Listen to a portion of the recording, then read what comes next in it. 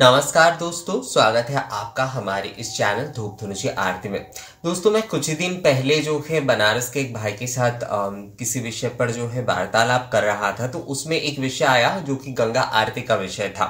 तो गंगा आरती की जो सार्वजनिकता है उसके विषय में जो है हम लोग एक आलोचना कर रहे थे। मुझे लगा कि वो विषय जो है आपके साथ जो है थोड़ा मैं अपने तरीके से अगर शेयर कर पाऊँ ना तो बहुत अच्छा रहेगा। गंगा आरती जो है अगर आपने देखा है कि दशाश्वमेध घाट पर जो बनारस की जो गंगा आरती होती है, यहाँ पर 80 घाट पर होती है, शीतला घाट पर होती है, आजकल तो सभी घाटों में ही जो है गंगा आरती का, चाहे वो 2 जन ही क्यों ना करे, गंगा आरती का आयोजन होता है। तो बनारस की गंगा घाट की ये जो आरती है ये हमें एक प्रकार से जो है प्रशिक्षित कर रहा है कि प्रतिदिन हम किस तरीके से आरती करें। अर्थात आप अपने घर पे प्रतिदिन किस तरीके से जो है शास्त्रीय विधि के साथ और किन किन वस्तुओं के साथ आरती करें, उसका प्रशिक्षण एक प्रकार से जो है गंगा आरती हमें दे रहा है। आप चाहे भले बनारस गए हैं या नहीं गए हैं, आपने YouTube पर देखा होगा, आपने टीवी पर देखा होगा, या फिर कम से कम आपने इसकी छवि जरूर देखे होंगे दोस्तों। और अब छवि ही क्यों, बल्कि आजकल तो YouTube पर आसानी से आप देख सकते हैं गंगा आरती का जो आयोजन होता है प्रतिदिन गंगा घाट पर। तो उसमें जो है हमें किस तरीके से किसके बाद किस वस्तु को अर्पण करना चाहिए, मतलब निवेदन करते हुए आरती करना चाहिए, ये गंगा आरती हमें सार्वजनिक तौर पर सिखाता है। ये एक बहुत बड़ी विषय है। बनारस में वैसे तो देखिए, जैसे काशी विश्वनाथ जी की आरती कह लीजिए आप, माँ अन्नपूर्णा की आरती है, माँ विशालाक्षी की आरती है, दुर्गावाड़ी में माँ दुर्गा की आरती होती है, वहाँ पर जो दुर्गा कुंड की दुर्गा मंदिर है वहाँ पर ये सारे पूजन आरती तो होती ही है। पर ये जो सार्वजनिक तौर पर एक प्राकृतिक परिवेश का क्या मतलब हो गया कि गंगा के किनारे, गंगा की घाट पर इस आरती का आयोजन हो रहा है और सभी जन जो है इस वस्तु को, मतलब ये जो कार्य है, ये वस्तु मेरा मतलब है कि ये जो कार्य है एक्चुअली दोस्तों, ये जो क्रिया है, ये जो पद्धति है, इसे सभी लोग जो है निहार रहे हैं, इससे सीख रहे हैं। ये विषय एक्चुअली हमें जो है हम बहुत आसानी से, सहज और सरलता से किस तरीके से जो है हम अपनी सार्वजनिक तौर पर इस शिक्षा को लेकर किस तरीके से हम अपने प्रतिदिन की पूजा में उसे करें। गंगा आरती हमें जो है उसी विषय की जो है वो शिक्षा दे रही है। जैसे कि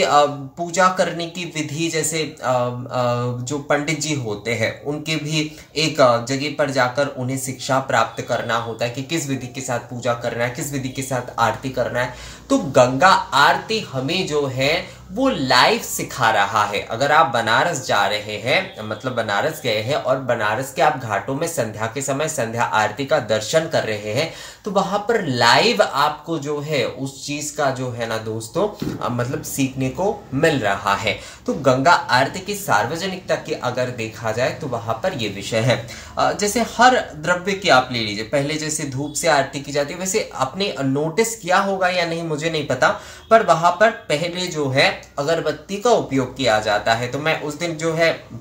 उस भाई से इस बारे में भी बात कर रहा था। पहले अगरबत्ती का उपयोग किया जाता है, उसके बाद धुनुची धूप का उपयोग किया जाता है, उसके बाद जो है दीपक यानी दीपमाला, 108 दीपमालाएं से आरती होती है, उसके बाद कपूर से आरती होती है, उसके बाद जलपूर्ण शंख से आरती होती है, उसके बाद जो है वस्त्र से आरती होती है, उसके बाद चांबर से आरती हो नहीं पंखे से आरती होती है, और उसके बाद चांबर सेवन किया जाता है, यानी कि चांबर से जो है व्यजन किया जाता है। इस प्रकार से जो है मूल रूप से आरती होती है। पर मूल अगर आरती देखा जाए, मतलब जहां तक मैंने भी देखा है वहां पर जाकर, तो जो पहली आरती होती है अर्थात धूप आरती, उसके बाद जो है 108 दीपक की आरती और कपूर आरती, यही तक जो है ज्यादातर लोग आरती दर्शन करते हैं। क्योंकि घर के हम जो भी सारे पूजा करते हैं, हमारे पास हो सकता है कि जलपूर्ण शंख ना हो, हमारे पास चांबर ना, ज्यादातर लोगों के पास नहीं होते हैं। अगर आप देखेंगे तो 70% लोगों के पास जो होते हैं, जो घर पे जो है प्रतिदिन की साधारण पूजा करते हैं, उनके पास ये सारी वस्तुएं ज्यादातर नहीं होते हैं।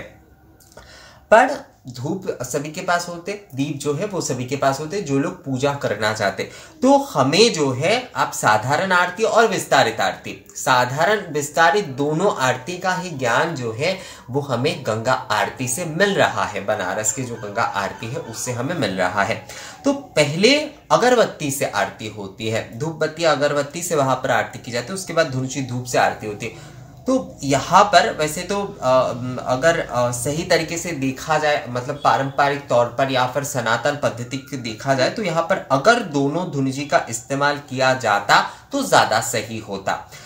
तो मैं उस भाई से भी इस बारे में बात कर रहा था, और जब मैं बनारस गया था उस दिन भी उस समय भी जो है मैं इस बारे में बात कर रहा था।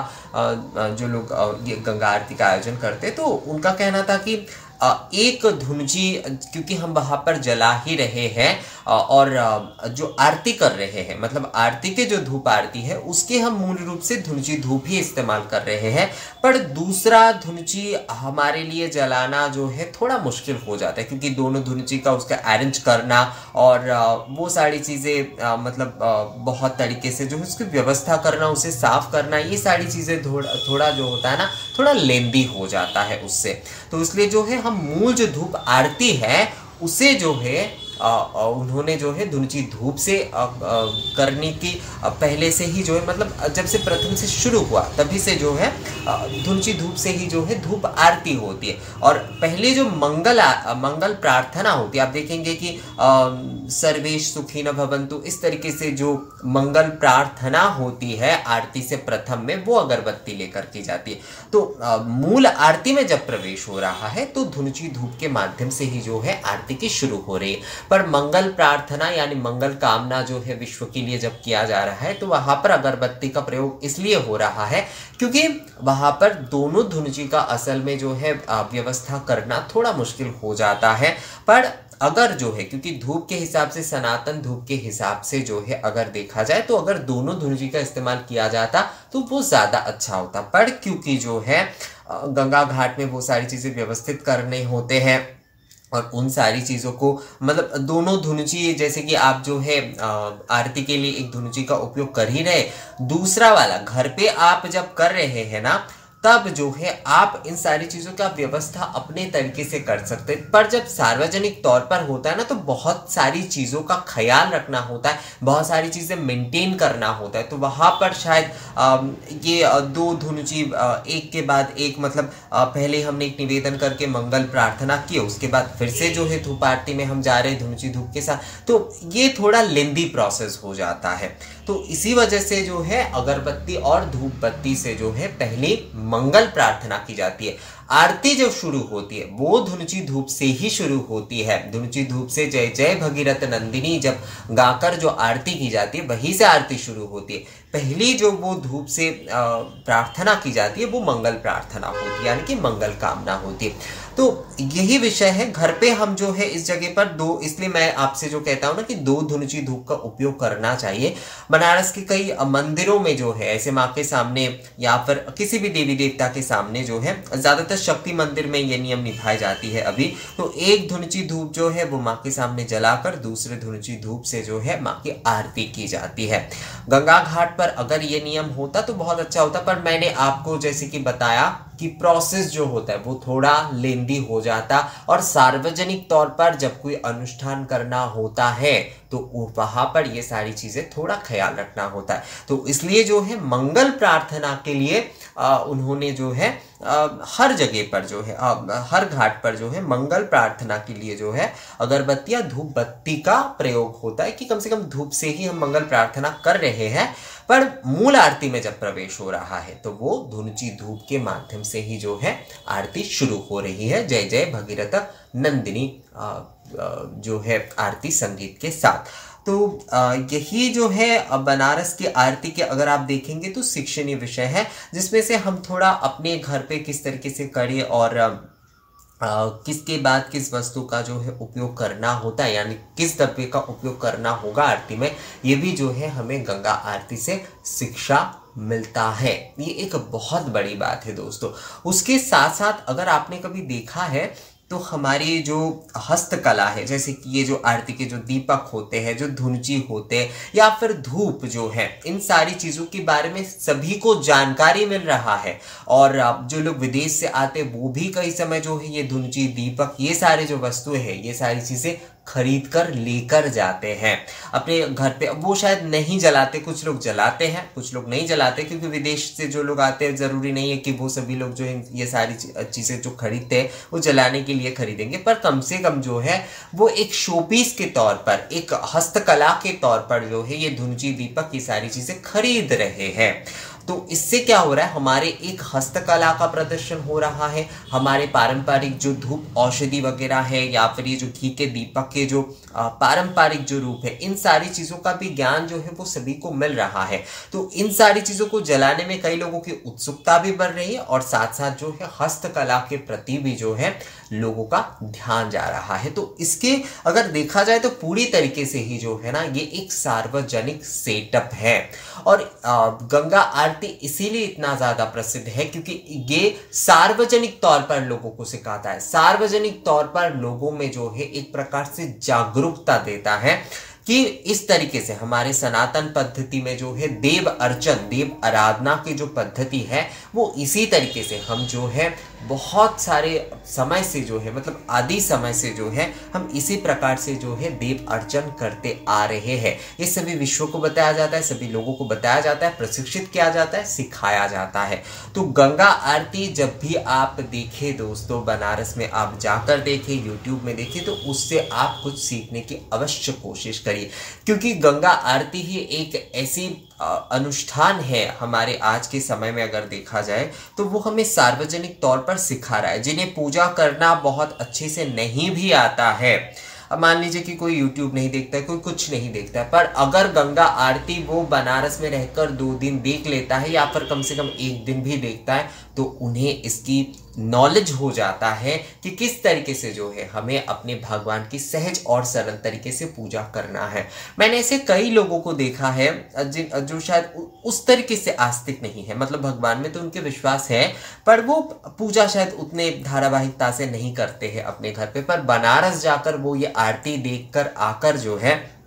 वो अपने घर पे भी इसी तरीके से धुनुची, धूप, दीपक जलाकर नित्य आरती करती, या फिर उत्सवों के समय जो है कम से कम वो आरती अनुष्ठान करते, मतलब सहज और सरल तरीके से पूजा करना जो है उन्होंने सीख लिया है गंगा आरती के दर्शन से। तो गंगा आरती की सार्वजनिकता, गंगा आरती की सौंदर्य, गंगा आरती की प्रशिक्षण जो है वो इसी में सार्थकता है कि जिन्हें कुछ भी नहीं आता है, जिन्हें जो है बहुत सारी जानकारी नहीं है पूजा के बारे में, ना नॉलेज है उन्हें बहुत ज़्यादा, उन्हें भी जो है वो शिक्षित कर देता है, उन्हें भी जो है वो सिखा रहा है। तो गंगा आरती एक ओपन पाठशाला बोल सकते हैं आप, मतलब एक खुले हुए किताब बोल सकते हैं, हमारे पूजा विधि को सीखने का, हमारे पूजा क्रिया को सीखने का एक ओपन पाठशाला, यानी कि ओपन स्कूल आप बोल सकते हैं, जहाँ से हर कोई जो है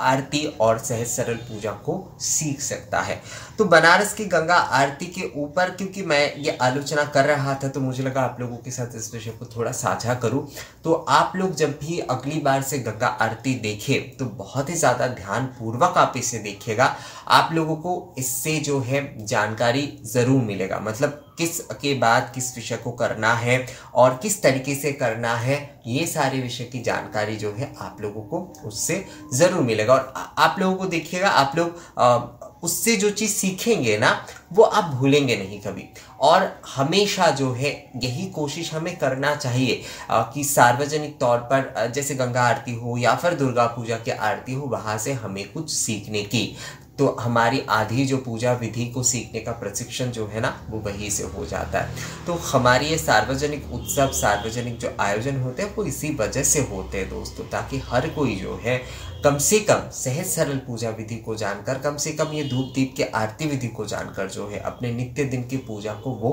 अवश्य करे। तो आप भी ये कोशिश खुद करिएगा और आप अपने आसपास, अपने परिजनों में, अपने दोस्तों में भी आप इस जागरूकता को ज़रूर बढ़ाइएगा। तो दोस्तों ये वीडियो आप लोगों को कैसा लगा मुझे कमेंट्स करके ज़रूर बताइएगा। अगर ये वीडियो अच्छा लगा है तो इसे लाइक और शेयर भी ज़रूर कर दीजिएगा। मिलेंगे आपसे नए वीडियो के साथ, तब तक के लिए नमस्कार।